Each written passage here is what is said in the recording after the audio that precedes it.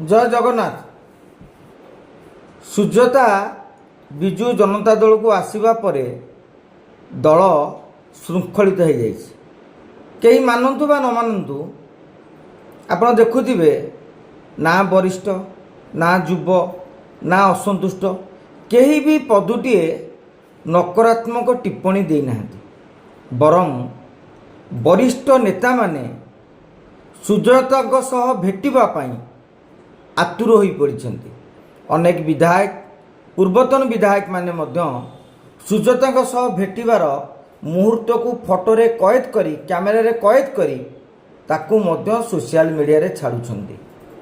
गाय मोट कहले अघोषित भावरे अनौपचारिक भावरे सुजाता विजु जनता दलर नंबर 2 नेत्री हो सारी एवं आपण मैंने आउ गोटे कथा लक्ष्य रखिए किभली भाव से जो अंचल को गस्त करुछंती सही अंचल रे विजु जनता दलर नेता कार्यकर्ता माने दीर्घ समय धरी अपेक्षा करी रहउछंती काहेकि ना से माने भल भाव जानी सारी आपण विरोध करंतु बा समर्थन करंतु सुजाता ही आम दलर भविष्यतर नेत्री एवं नवीन पट्टनायक से दिन टिप्पणी को आपन टिके मन पकांतु। से कहले से साधारण कर्मी भाव में जोग देइछंती तांकु दलर संगठन अन्यान्य कार्यक्रम विषय रे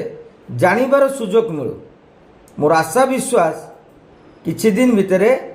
से निजर दक्षता प्रतिपादित करिवे जोंथि पई जे भली भाव में से आईएएस अफसर थिबा बेले नियमित भाव में सेक्रेटेरिएट आसुथिले निज चैम्बर को जाउथिले एबे भी सुजाता नियमित भाव शंख भवन को आसुछंती प्रति सेलर कथा बुझुछंती एवं आगामी दिन में आउ गोटे रणनीति मध्य करा जायछि ता हेउछि सुजातांकर फील्ड विजिट। अवश्य से पांड्यान को भली हेलिकॉप्टर बुली हजार हजार लोकों को नहीं मीटिंग करें से प्रति ब्लॉक को जिबे ब्लॉक रे छोट छोट मीटिंग एवं ब्लॉक स्तरीय पंचायत स्तरीय नेता मान को भेटिबे। पंचायत निर्वाचन पूर्व सुजाता एभली एक रणनीति करिसेंती पंचायतर सरपंच समिति सभ्य तृणमूल स्तर नेता को भेटिबे दलर रणनीति कथा कहिबे से उत्साहित करिवे एवं आगामी पंचायत निर्वाचन रे से किभली भाव में दलीय फंडिंग मिलिबो से नेकी मध्य परोक्ष इंगित देवे। 314 ब्लॉक सुजाता बुली सारिबा परे पंचायत निर्वाचन सरिबा परे विधिवत भाव में तांकु दलर कार्यकारी सभापति करा जाई पारे बा आउ जहा हो सेते बेलर स्थिति देखी सुजाता को किभली भाव में नेतृत्व जो कहती हस्तांतर करा जिवो से नेकी मध्य नवीन बाबू ब्लूप्रिंट प्रस्तुत करिसेंती। विजु जनता दल रे आपण कहबे जे असंतुष्ट थिला काहेकि पदा को बाहरुनी से देखले पदा को बाहरी किछि लाभ नहीं काहेकि ना भारतीय जनता पार्टी एबे बैकफुट रे अछि जेते बेले गोटे शासक दल बैकफुट रे थाए निश्चित भाव में विरोधी दलर क्रेज बढ़े जहाँ वर्तमान विजु जनता दल क्षेत्र में आपण गाँव को जिबे विभिन्न अंचल को जिबे केउटी ना केउटी बीजेपी सरकार उपरे लोके माने संतुष्ट नाहांती से माने एबे ठारू विकल्प खोजिबा आरंभ कले। अवश्य सरकार को आहरी 3 वर्ष समय रही राजनीति रे जने नेता चाहिए दल चाहिए सुधार आसी परिबो किंतु आजिका दिन रे सुधार आसी नाही बरं बुड़ी गला गोड़ तलू तल न्याय रे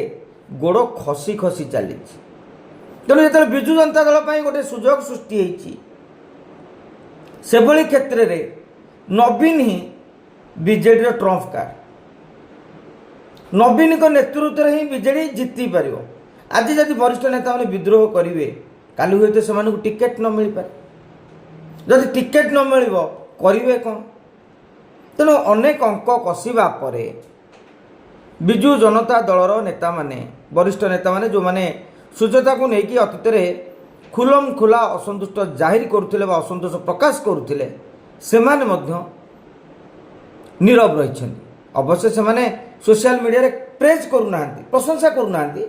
କିନ୍ତୁ ନୀରବ ରହିଛନ୍ତି, ଯାହାକି ସୁଜାତାଙ୍କ ସ୍ଥିତିକୁ ଦଳରେ ଆହୁରି ମଜବୁତ କରୁଛି। ସୁଜାତା ବିଭିନ୍ନ ଅଞ୍ଚଳ ବୁଲିବା ପରେ ଏବଂ ଯେତେବେଳେ ମହିଳା ଭୋଟ ଉପରେ ସମସ୍ତେ ଫୋକସ୍ କରାଯାଉଛି, ନୂଆ ଯୋଜନା କରାଯାଉଛି, ସବୁ ରାଜନୈତିକ ଦଳ ମହିଳାଙ୍କ ଭୋଟ ଉପରେ ଫୋକସ୍ କରୁଛନ୍ତି, ସେଭଳି କ୍ଷେତ୍ରରେ ଜଣେ ମହିଳା ନେତ୍ରୀ ଆଗକୁ ବାହାରିଛନ୍ତି। ଏବଂ ଆପଣଙ୍କର ମନେ ଥିବ ଯେ 33% ସଂରକ୍ଷଣ ବିଲ୍ ସଂସଦରେ କାଟ ହେଇଯାଇଛି, ମାନେ ସୀମା ପୁନଃନିର୍ଦ୍ଧାରଣ, ମୁଁ ଟିକେ ମିଷ୍ଟେକ୍ କରିଦେଲି, 33% ସଂରକ୍ଷଣ ବିଲ୍ ତ ମାନେ ସଂସଦରେ ପାରିତ ହେଇଯାଇଛି, କିନ୍ତୁ ସୀମା ପୁନଃନିର୍ଦ୍ଧାରଣ ପରେ ଯେଉଁ ଆସନ ବଢ଼ିବ, ଯେଉଁ ଯାହାକୁ ନେଇକି ବର୍ତ୍ତମାନ ଅଗଷ୍ଟରେ ମଧ୍ୟ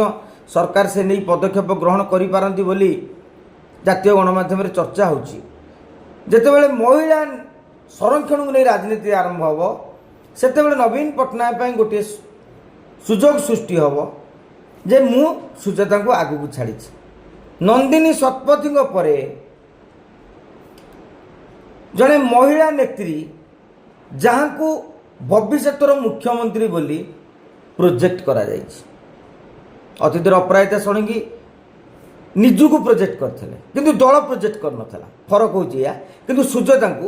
ଦଳ ବର୍ତ୍ତମାନ ପ୍ରୋଜେକ୍ଟ କରିଛି। ସୁଜାତା ଏରିଆ ବୁଲିବା ପରେ